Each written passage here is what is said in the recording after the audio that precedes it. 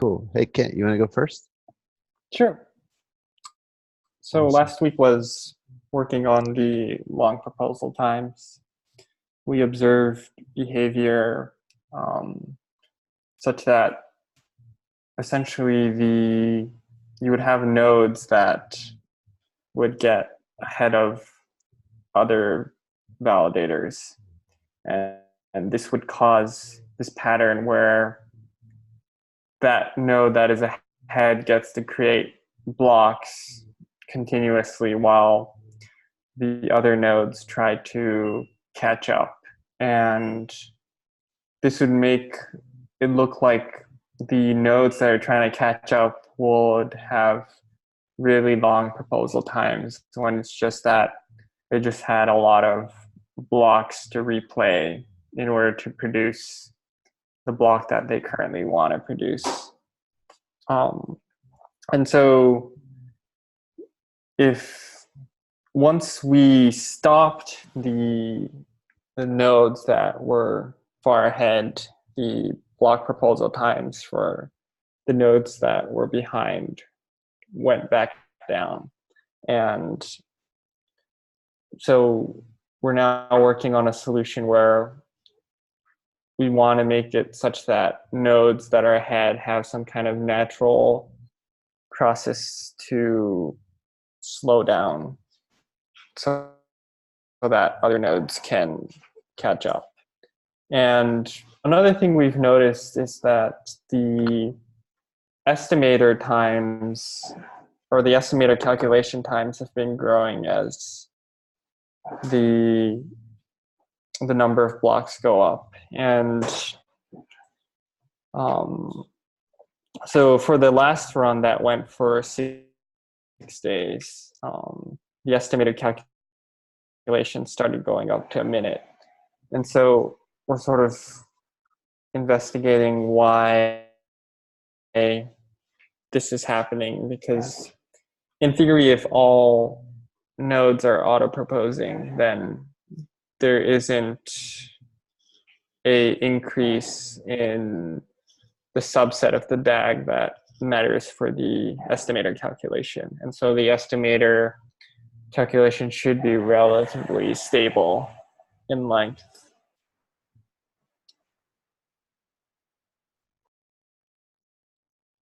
Yeah, right. The estimator, once you get finalized blocks, the estimator, like I can imagine that the estimator has issues if there's no finality, but if there's finality, it should not increase. Well, so the current estimator design is such that it doesn't require any finality. The least common ancestor is used as the start point where we traverse up from. And so once you have one round of proposals, then the least common ancestor should get bumped up to that round start. And so it, with a 5-node network, essentially it should just start from 5 blocks behind. And that No, it won't. Right? If you have a validator pulling ahead, right? Yes, if you have a validator pulling ahead, then that would not happen. And so it would just be whatever the last validator that it took to sort of catch up, their last block would be the least common ancestor for the whole network. Right. So the estimator times will grow because yes, it'll go right. Okay.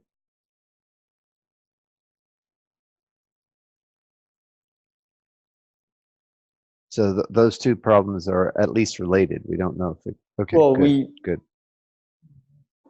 We don't know if they're related, but we probably did. No, we do know. We just reasoned that they are related. If you sure, we've reasoned that could be the reason why the estimator calculation times have gone up. Well, yeah, all I'm saying is that they're related. We don't know that this is the only reason, but we know that this is a contributing reason. Yes, that makes sense. Okay. So then the other the thing that we've been looking at, or at least I've been looking at, and this also is related to error correcting codes and liveness anyway. You can get a natural rhythm if you insist on a percentage of stake in the justification of a block that does not come from the validator proposing the block. And in fact, I've refined this to a recursive formula. I haven't had a chance to look at the dynamics of this recursive formula as much as I'd like. But we have our fault tolerance, right? The number of faults we're allowed to have. And what you can do is you can look at the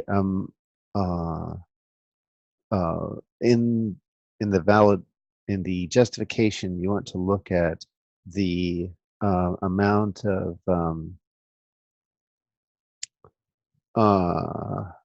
or you want justifications from other validators.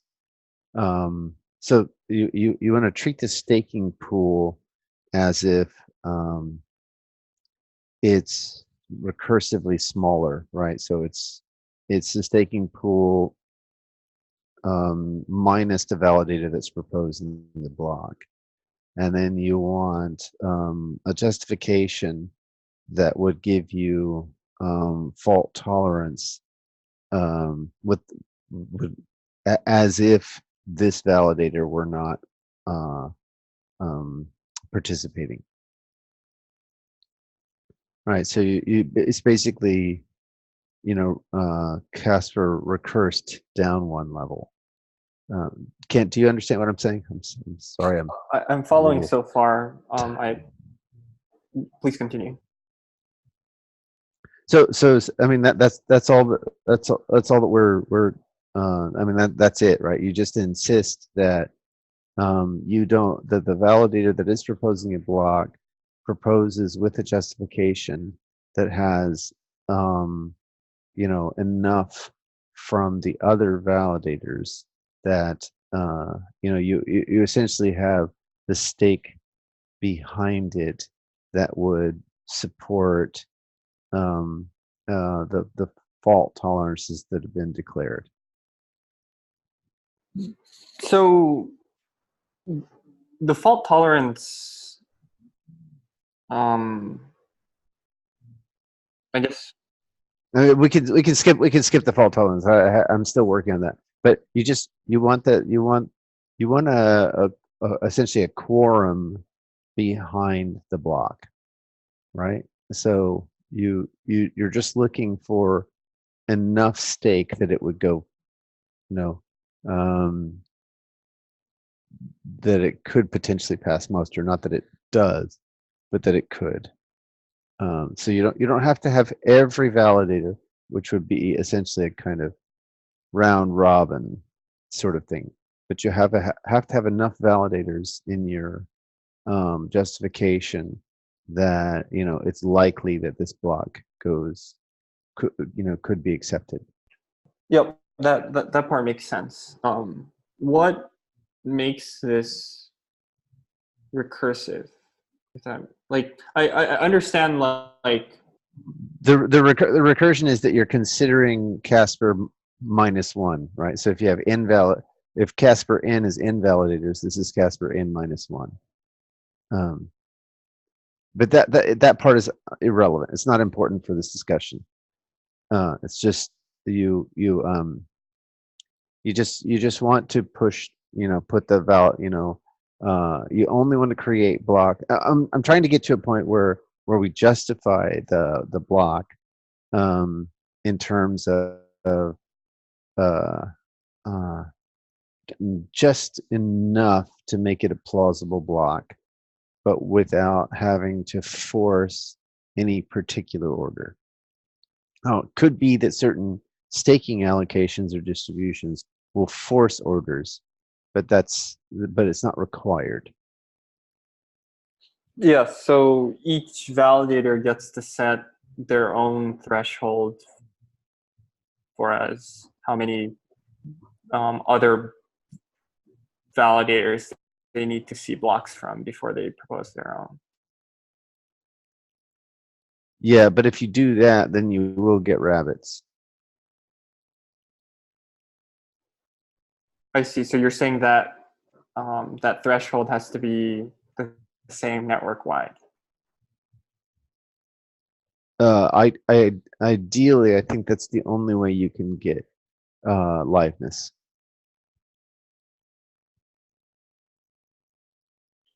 I see.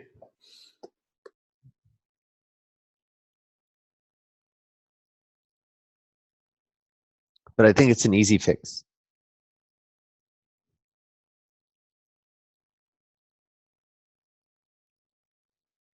And of course, the bootstrap is if you're just coming online, then you don't, like your first block, your first ever block, you don't have to justify.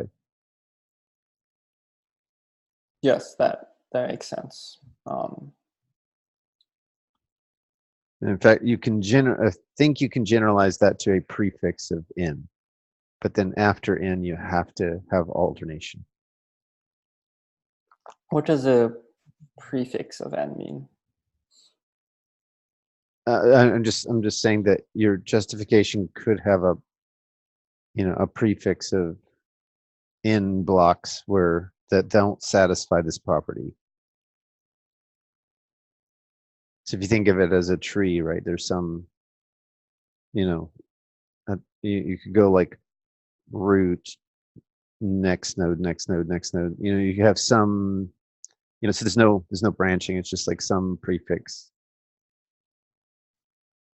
And then after that, whatever is in this structure of your justification has to satisfy this criteria. Does that make sense? Is this so that we don't have a special casing for the bootstrapping? Yeah, it's just the prefixing allows for a period of the network to get to,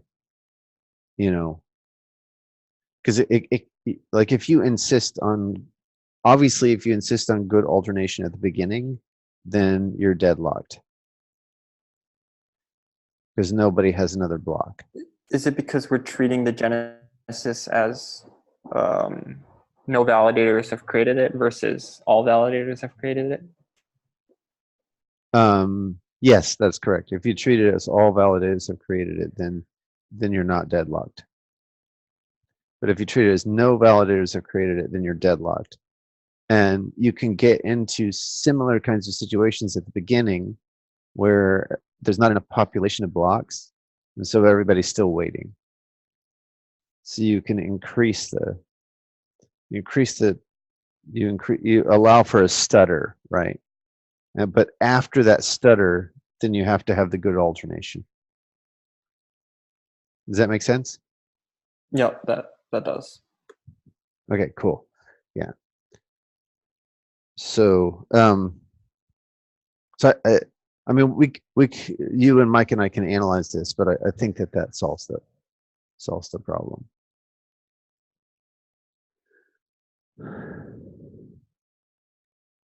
Yes, that should at least solve it for our non-malicious nodes.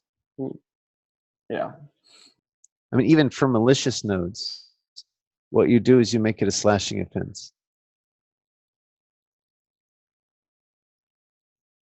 That's why I think it's not just about a discipline on the node. It's you've got to insist on this shape, or people or validators will pull ahead.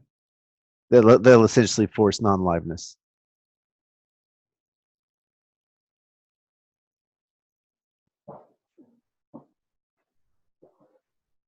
Yeah, I. So what I've been thinking is that if a validator pulls ahead at a speed that everyone sort of doesn't agree with, that's I guess a very subjective term, but then there's no obligation for the other nodes to accept that validator's block. I'm I'm not sure if that's Yeah. a better strategy, but I I do Well, think well, there are sort of you'll get more network partitions. yes. Yeah, I'm it's not, I guess, obvious to me 'Cause- that we should be slashing for no, the reason is what you'll get is you'll get a bunch of you'll get the rabbits um all um hanging out together and the tortoises all hanging out together, and that decreases network security.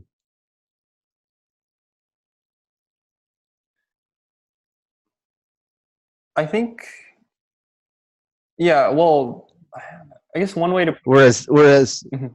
this solution allows for as much variation as possible. So we're not insisting on round robin. We're not insisting on any order other than what's determined by stake, right? And then so you can put some blocks in your justification, and it could be from any of the validators as long as the stake adds up, right? So you're not stuck waiting on any particular one. So either you get one hefty block or you get a bunch of little blocks from little stakes, but that way there's you still get good alternation.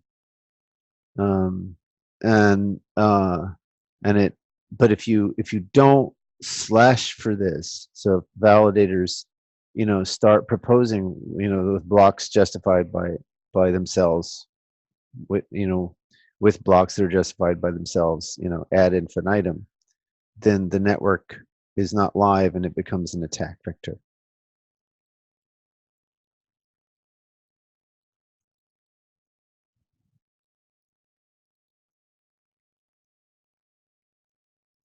Yeah, I see what you're saying. Um, And it's pretty, it's like without logic of this form, how do I say it?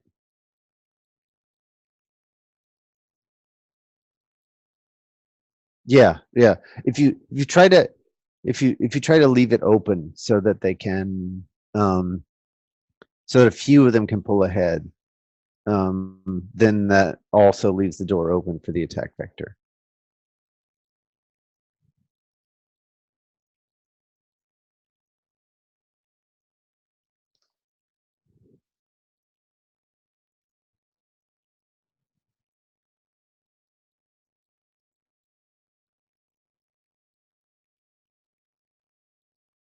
And this, by the way, is the simplest form of the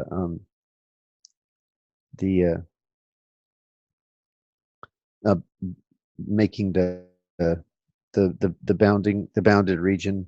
This is like essentially this a simplest form of error correcting code. Is we're insisting on a bounded region around the proposal that lines up with that paper. It's just the way we're calculating the bounded region is with stake.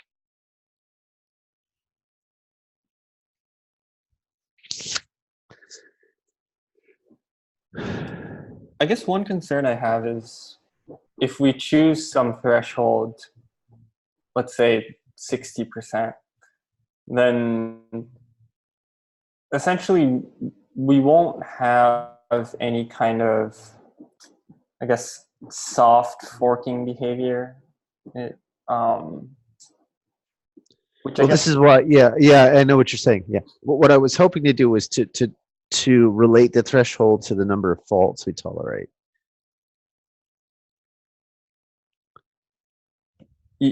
so even though that's subjective for each node. Yeah, right. So, um, but you want to do it. Yeah. Yeah, that's the tension, is that they're you need something that's network wide. So if you make it subjective, um,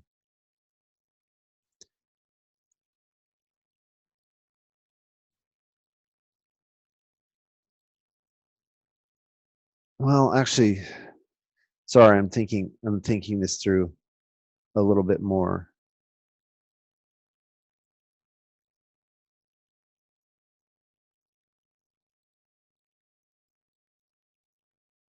No, I think it's okay. I think it's okay because no one is going to allow for infinite faults.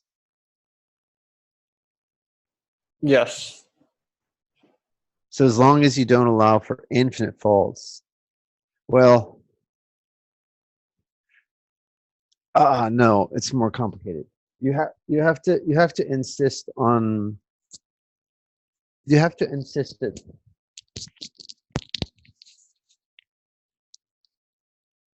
sorry, my earphones fell out. You have to insist on there not being too much of a spread.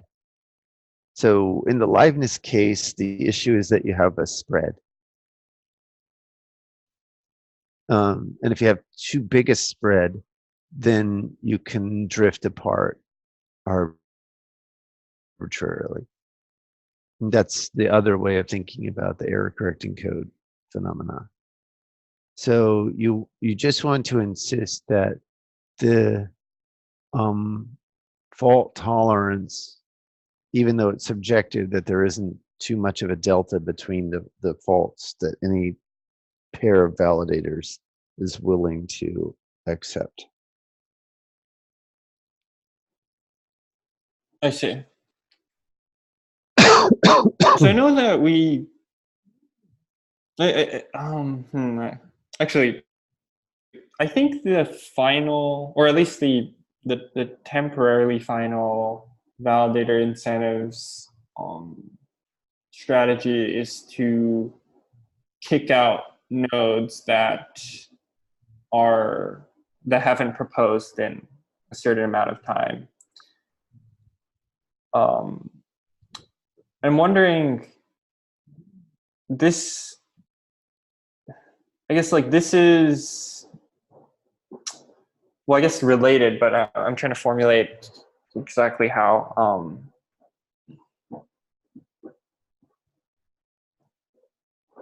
So when you have like when you choose your network threshold and you get a group that pulls ahead, the group that gets left behind would effectively get kicked out. Um, so I guess what I'm trying to say is like what essentially happens is your network threshold will tend to around 100% of the weight, or it it will get close to that um, over a long period of time.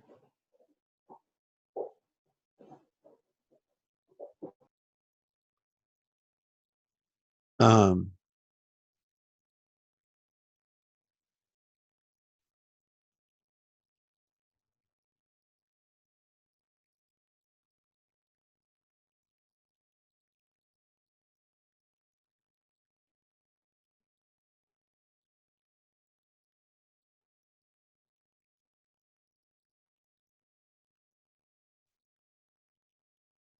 wait, that well, I'm not sure I'm understanding what you're saying. That there are interpretations of that statement where it can't possibly be true. Can you clarify what you're saying? So we're kicking out validators that haven't proposed in a long while, and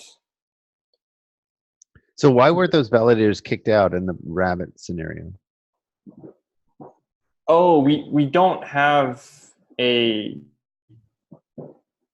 we don't have the strategy implemented of forcefully unbonding.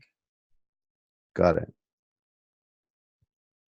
Yeah, because if you had, then the problem would have resolved and you'd have exactly one validator left.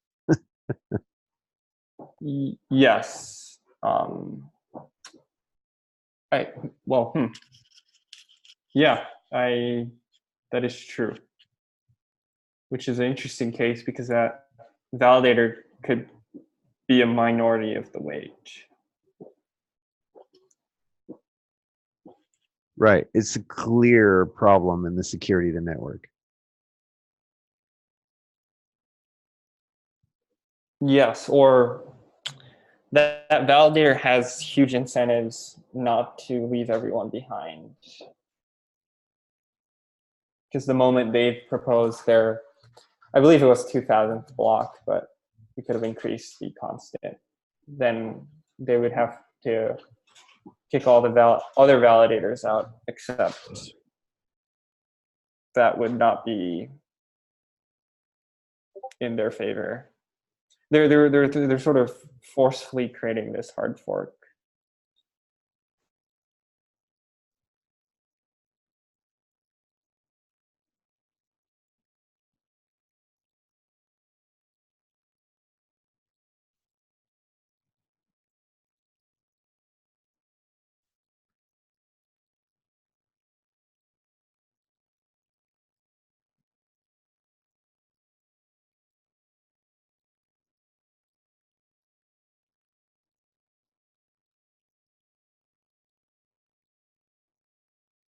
Yeah, that's correct. Um,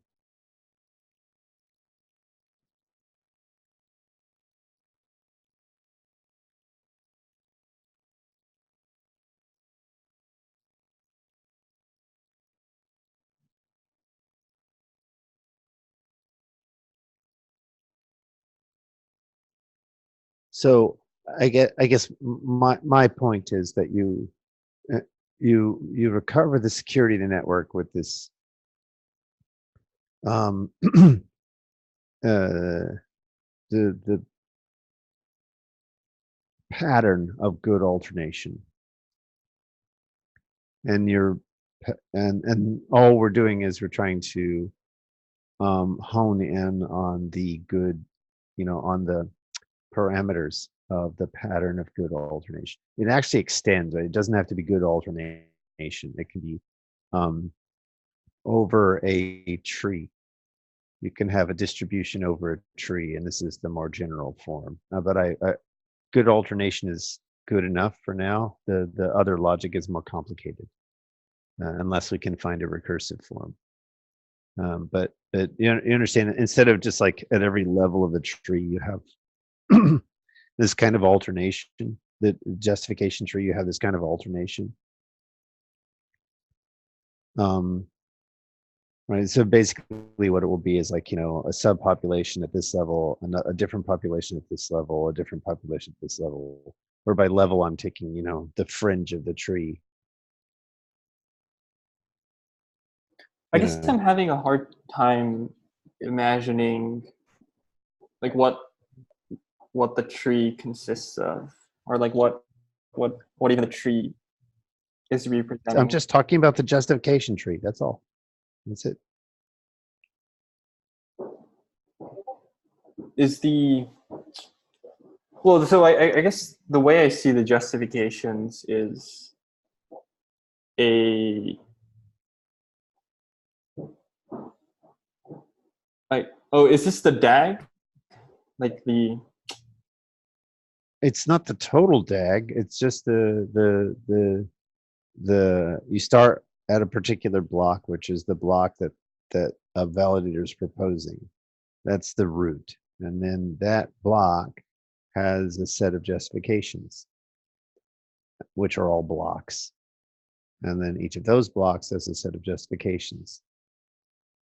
So there's it can be a DAG, but I'm thinking about it in terms of the spanning tree of the DAG. I see. That makes sense. Sure. Okay. So that's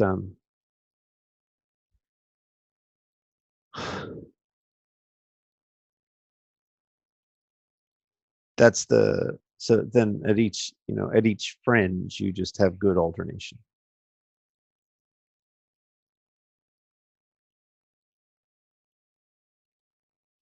Yes. Does that make sense? Yep, it does. And then all we're talking about is the properties of good, and you can do more than just good alternation. You can do you can start at the root and you can go in levels.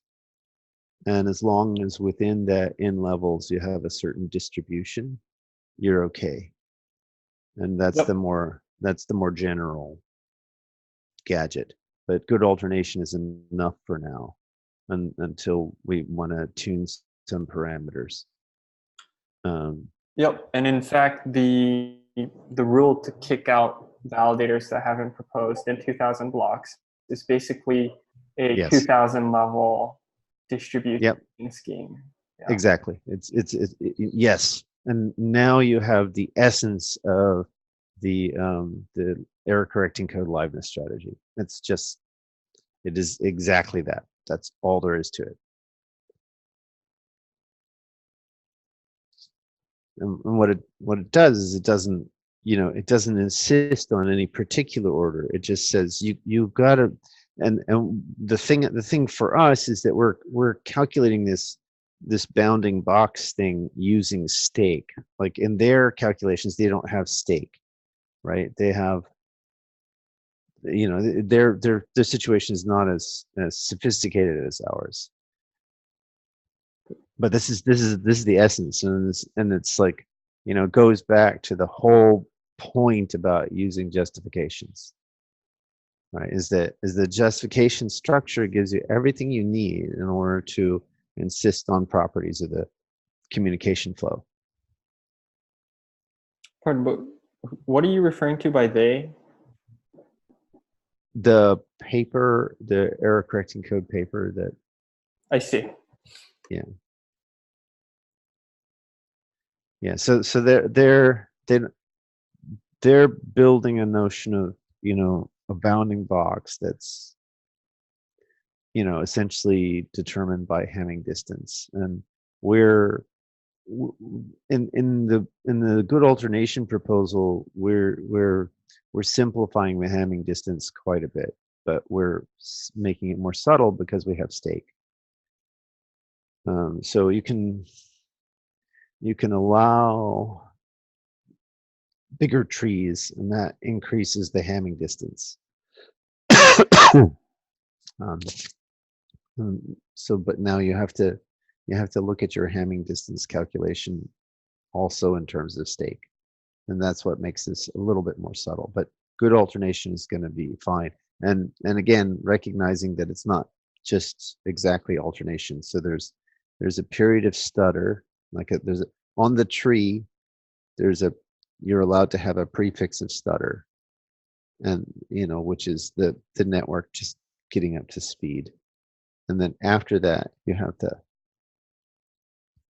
then you provide the good alternation, and I think what we have to do is so I understand that the fault tolerance thing is also private, right? Each, like, Yes. yeah.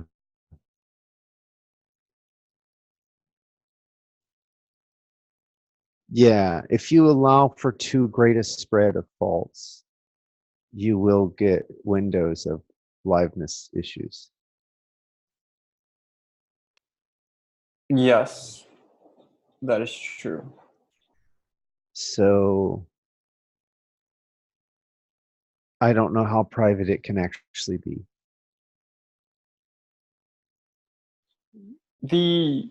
I think the fault tolerance, because it's not related to the estimator, it can be maximally private, or I'm not sure if that's the right word, but the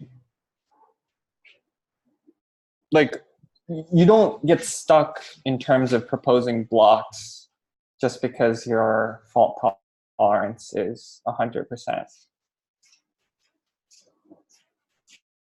You just never will be able to use the information in any block. Yeah, And yeah. I'm just more concerned with those that are like allowing for a bazillion faults, because those are the ones that can race ahead. well, by that do you mean like if they set their fault tolerance at 0? They set their fault tolerance to, I can have as like a lot of faults. I think fault tolerance is not related to the discussion of, I guess, it's, I mean, you can only have 100%, right? Like each validator can only have one fault, and their second fault is basically irrelevant, because they're already slashed at that point. So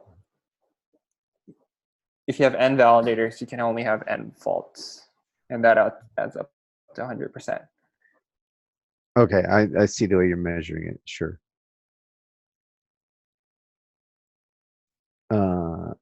That's if you have slashing all the way to the bone. If you have partial slashing, see, I in my mind, I'm always thinking about a partial slashing situation. I see. So in your case, that's correct because you're slashing. Any slashing event kicks you out. Indeed.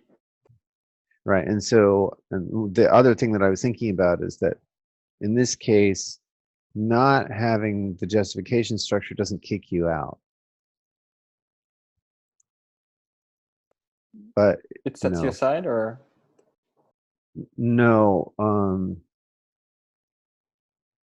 you're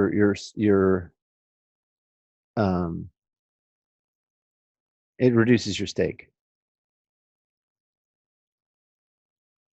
so if you repeat this many times, if you repeat this okay, many times, yeah, exactly.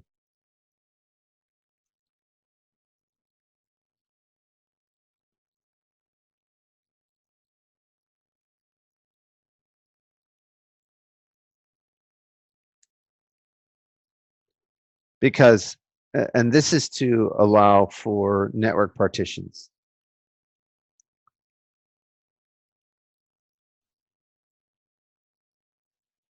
okay. So a validator can propose a block because they haven't received enough, right? Yeah. So they're not knocked out of the game. And if eventually we can, provide information about network partition, like, so, this block is being proposed because I haven't received blocks from any other validators. So they're allowed to pull ahead under certain scenarios?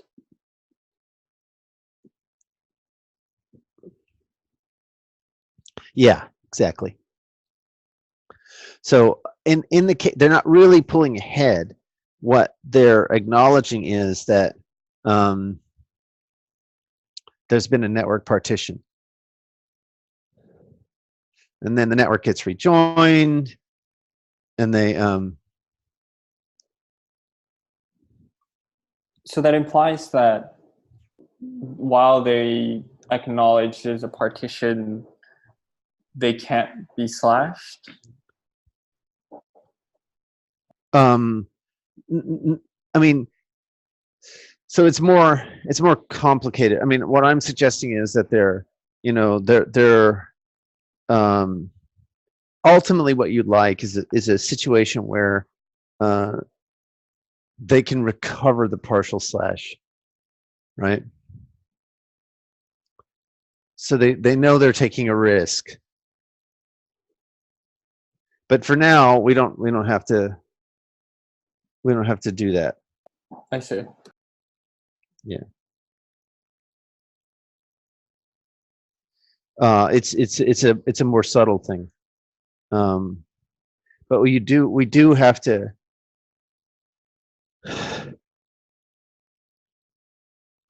Sorry, my dog just threw up, and I'm a little worried that she's not feeling well.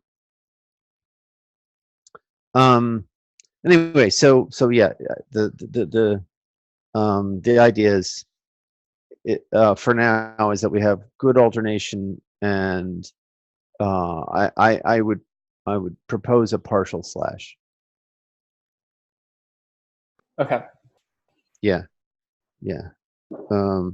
So like maybe 10% or something. I see. So I think the current implementation plan is we make it such that we have a in-node threshold, and we need that threshold of validators to give us blocks since we've last proposed, and see how naturally the network runs as a result of that. Yeah.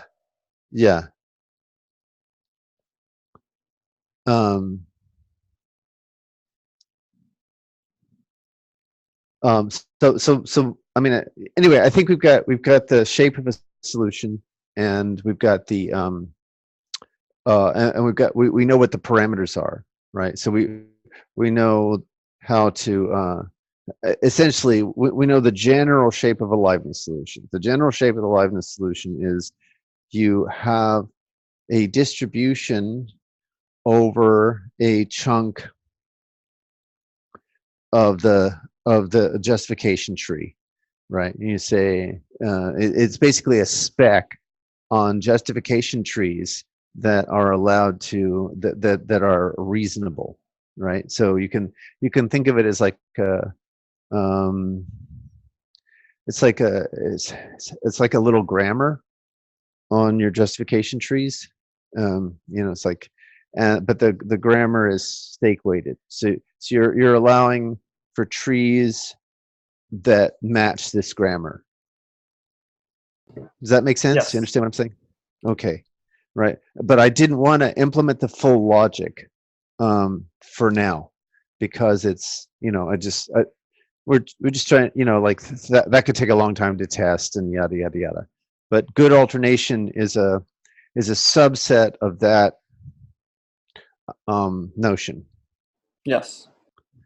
Yeah, and the one thing I want to talk through with you and Mike today at one. Do you mind if Mike, we co-opt Yes. the 1 o'clock slot? It's okay, or you do yes, mind? yes, it's okay. Okay.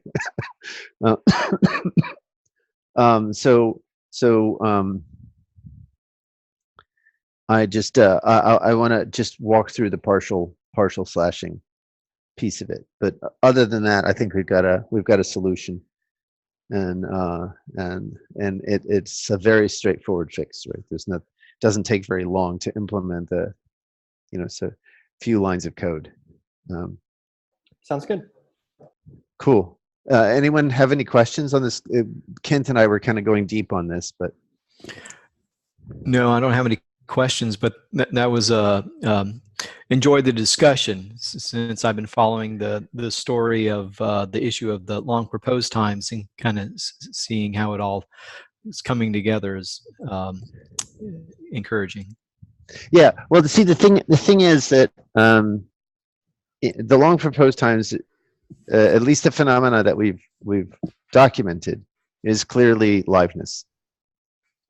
And I've been waiting to give the shape of the liveness solution until we needed it, and then at that point, so we need it, and then I wanted to give the smallest version of it that will solve the problems at hand. Sure. Sure. Because the general version it's a little more complicated. Mhm. It's not gigantically complicated, but Mhm. it's a little more complicated, and Mhm. as a result, uh, uh, we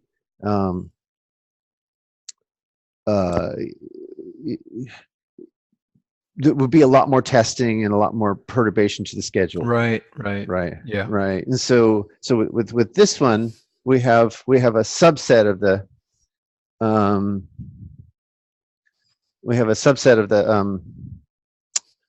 solution Mhm. that solves the problem, and people can kind of understand Right. the general solution. Yeah. Yeah. I'm following the rationale behind it. So good. Yeah. I'm sad that Vlad wasn't here, because I think he would have been happy about it, because I think it's the bridge between the way he's thinking about liveness and the error correcting code. I mean, this is essentially the, and it also, I think Vlad was able to see the this possibility in the use of justifications a long time ago, like in 2016 when I was describing justifications. And this was just like in the context of a wider discussion. We were still, it's like in design phase for Casper. I was just talking about how justification pointers worked in general, and how I had already employed them in designing message protocols. That the first implementation of RSpace, which was called Special K, the message protocol uses this justification structure. So we were talking about it, and that's sort of how the whole justification for Casper came up in the first place. Okay. Interesting. Yes. In terms of weighing the justifications, I mean, it's a matter of incentives. I mean, a rabbit should be able to determine it's a rabbit and should be able to be penalized for being a rabbit in some way. I mean, is that what your solution does here? What the solution, in some ways it does. I mean, what the solution does is it gets rid of rabbits. Because the rabbit, nobody can. So the shape of the tree, the justification tree of a rabbit, is different. It's not allowed by good alternation, because the justification tree of a rabbit is, I'm proposing this block, and what justifies this block is this other block that I previously proposed, and what justifies that block is this other block that I previously proposed, right? And so there's this long chain of blocks that they that are all, sort of, the rabbit is self-justified. right the rabbit is not social. Right, and so what you want are validators that are social, in the sense that the justification for their actions is, well, I got this pile of people behind me, and they all went down this path with me. Yeah, I don't know. A complete solution, I think you would have to penalize rabbits. No, but that's I mean, essentially that's what we're doing, because if they do, what I'm proposing is, rather than prevent the behavior, if they propose a block that doesn't have this property of good alternation, then they're not, then they're slashed, but they're not completely kicked out. Right. They're partially slashed. But the more general solution is not that you is not good alternation, right? That's a much hot. It's not quite round robin, but it's like as close as you can get to round robin in this setting without like actually insisting on round robin. But what you'd really like is to support a lot of stutter and a range of tree shapes in the justification tree. But what that requires is that you have a sense. First of all, you have to be able to describe all the tree shapes. We know how to do that, and then you have to prove that when I take this tree shape against that tree shape, that it's good, right? And that is very hard. That part is complicated. So you can insist that everybody's tree shape is exactly the same, or everybody's like grammar of trees is the same. So that makes the problem less hard, but it's still more complicated than you'd like. So good alternation is the like kind of it's a compromise solution that will knock this problem out, and now people can kind of see the general shape of the solutions. Thank you. Thank you. Appreciate it. All right, I've got dev stand up, I think, right now. So I'm going to jump off here and go there. All right. Thank you, everybody. All right, Thank you. Ciao.